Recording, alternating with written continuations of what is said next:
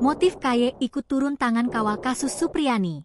Ibda Idris dikeroyok 2 purnawirawan jenderal. Sebentar lagi, kasus guru menganiaya murid akan tiba pada agenda vonis majelis hakim. Supriyani selaku terdakwa memang sudah diberi tuntutan bebas oleh jaksa. Akan tetapi, nasibnya masih belum jelas. Apalagi, kasus ini ternyata diam-diam juga diawasi oleh Komisi Yudisial. Koordinator KY Perwakilan Sultra, Hariman, mengatakan pemantauan sidang dilakukan agar hakim yang menangani perkara ini dapat menjalankan tugasnya secara independen tanpa tekanan dari pihak luar. KY memiliki kewajiban untuk melindungi integritas peradilan, terutama dalam kasus-kasus yang berpotensi mendapat perhatian publik dan menyangkut kepentingan pihak tertentu. Pengawalan dari Komisi Yudisial juga diharapkan dapat mencegah kemungkinan tekanan dari pihak manapun yang bisa mempengaruhi jalannya sidang.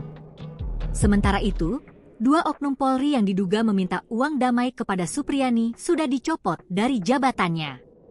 Mereka adalah Kapolsek Baito Ibda Idris dan Kanit Reskrim Polsek Baito bernama Aibda Amiruddin.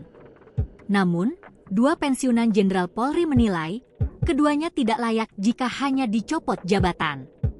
Mantan Kabareskrim, Komjen, Purnawirawan, Susno 2J, menilai sanksi terhadap Kapolsek Baito tak cukup hanya dengan pencopotan dari jabatannya. Ia berpendapat Kapolsek Baito telah melakukan tindak pidana korupsi. Sebab, Ibtu sudah menerima uang damai 2 juta rupiah dari yang diminta sebesar 50 juta rupiah.